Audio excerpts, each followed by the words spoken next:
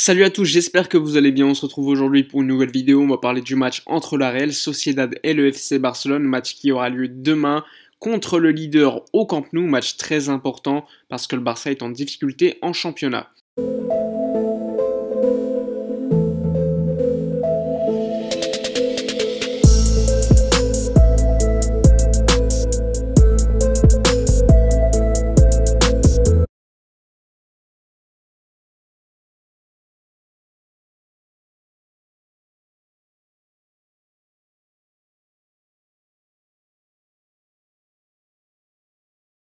Avant de parler du match en lui-même, on revient sur l'actualité du jour. Il y a eu une rumeur Lionel Messi, Paris Saint-Germain, puisqu'en effet, hier soir, la presse espagnole, notamment une émission espagnole très connue, El Chiringuito, qui est connue pour ne pas être très fiable, même si certains de leurs journalistes peuvent l'être, ils ont annoncé que Jorge Messi, le père de Messi, avait rencontré la semaine dernière des dirigeants du Qatar dans leur consulat à Barcelone pour parler de l'avenir de Lionel Messi. Alors ça a été vite démenti par le père lui-même sur Instagram, mais attention, il a surtout avoir démenti être allé au consulat qatari pour parler de l'avenir de son fils. Ça ne veut pas dire qu'il n'a pas eu des réunions télématiques avec le Paris Saint-Germain depuis l'Argentine. Mais il va falloir s'habituer à de telles rumeurs, puisque Lionel Messi, tant qu'il n'aura pas prolongé, il y aura chaque semaine de telles rumeurs. L'autre nouvelle, c'est Laporta, évidemment, comme d'habitude, il est en campagne électorale pour les élections présidentielles du FC Barcelone qui auront lieu le 24 janvier, comme vous pouvez le voir, en plein Madrid, à 150 mètres du Bernabéu.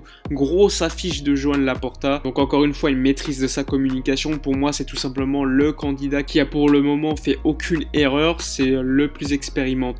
Pour l'instant, c'est le grand favori. Enfin bref, on en revient au match contre le Real Sociedad leader, même si ces dernières semaines, il y a quand même des résultats un peu moins bien. Ils ont enchaîné 3 matchs nuls contre Villarreal, Alaves et Eibar, alors qu'à la mi-saison, ils enchaînaient que des victoires. Il y avait eu 6-7 matchs de suite avec des grosses victoires, des 3-0, des 4-1. Enfin bref, la Real Sociedad dominait largement le championnat d'Espagne. Après ces dernières semaines, c'est un peu moins bien. Le FC Barcelone va donc affronter une Real qui n'est pas forcément séduisante au niveau des résultats, mais au niveau du jeu, c'est toujours aussi impressionnant. C'est une équipe qui est, selon moi, la plus belle à voir cette saison en Liga. Tu as des joueurs comme Isaac, comme Barnechea, tu as Merino, William José, Oyarzabal et sans oublier David Silva. Donc une équipe très intéressante avec des joueurs de talent qui jouent un jeu très flamboyant, très offensif, et c'est pas une surprise de les voir aussi haut au classement. Alors oui, ils ont 2 matchs d'avance par rapport à l'Atlético Madrid, et ça reste quand même un début de championnat très impressionnant. C'est un peu la continuité de ce qu'on avait vu de l'année dernière avec un gros Odegaard qui avait porté cette équipe, avec encore une finale de Coupe du Roi à jouer puisqu'elle ne s'est pas encore déroulée, mais ça démontre encore une fois le bon travail effectué par ce club et cette équipe depuis déjà quelques saisons. Alors le Barça arrive dans une situation plutôt compliquée, on est 8ème du championnat, on est quand même très en retard même si on a 2 matchs de moins par rapport à la Real Sociedad,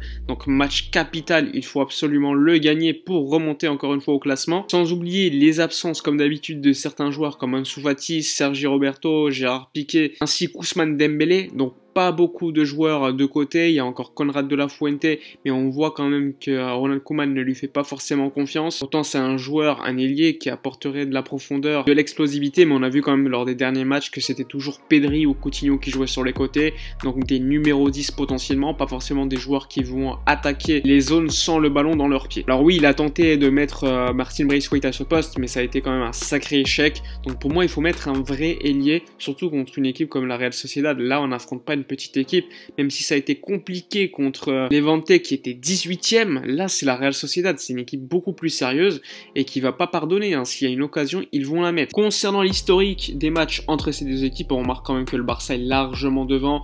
Alors sur ces 10 derniers matchs, il y a eu 8 victoires et 2 matchs nuls. Les 2 matchs nuls c'était en 2016 ainsi qu'en 2019, sinon que des victoires, mais c'est pas non plus des grosses victoires, c'est des petits 1-0, des petits 2-1, donc c'est pas forcément des matchs où le Barça domine largement son sujet, ce qui démontre que le niveau entre la Real Sociedad et le Barça c'est quand même largement resserré. D'ailleurs Ronald Koeman en conférence de presse en a parlé, il a expliqué que la Real Sociedad était une équipe très joueuse, très intéressante, très forte, et c'était pour cela qu'ils étaient aussi hauts au classement. On lui a posé des questions concernant certains joueurs. Riqui Puig, qu'est-ce qui se passe, pourquoi il ne joue pas? Il a expliqué que Riqui Puig, on en parlait énormément parce que c'était un joueur de la Masia, mais qu'il y avait également d'autres joueurs qui eux ne jouaient pas autant que Riqui Puig, qui pourraient aussi le mériter. Et moi j'ai envie de de demander à Ronald Koeman qu'il parle, qu'il dise les termes. Riqui Puig est meilleur que les autres. Je comprends pas pourquoi il ne joue pas autant que certains, alors qu'à chaque fois qu'il a joué, il a été plutôt bon. Après, Ronald Koeman ne veut pas forcément communiquer publiquement les raisons de cela, mais bon, pour moi, c'est quand même assez regrettable. Il lui a également posé une question concernant Miralem Pjanic. Il a expliqué que Miralem Pjanic avait une très bonne attitude, qu'il devait continuer comme cela, et qu'avec le temps et l'adaptation, il jouera. C'est vrai que sur le papier, Miralem Pjanic, c'est quand même plus fort que certains joueurs, mais bon, depuis qu'il est arrivé, on peut pas dire qu'il a montré énormément de choses, même s'il apporte quand même un certain jeu long qui peut être très intéressant. C'est un joueur qui court énormément aussi, mais on peut se poser la question si ce double pivot le favorise, ou s'il serait pas un peu plus favorable de le remettre comme numéro 6 devant la défense, comme Regista, comme il le faisait à la Juve, parce que je pense que maintenant, il faut arrêter de mettre certains joueurs qui ne jouent pas à leur poste. C'est comme Frenkie de Jong, on lui a posé la question à Ronald Koeman, il expliquait que Frenkie c'était un joueur qui était également un numéro 6, un double pivot, il partait de très bas pour reconstruire, qu'il fallait qu'il améliore sa capacité à se projeter dans la surface adverse. Et j'ai envie de dire à Ronald Koeman, tous les matchs, tu le changes de poste.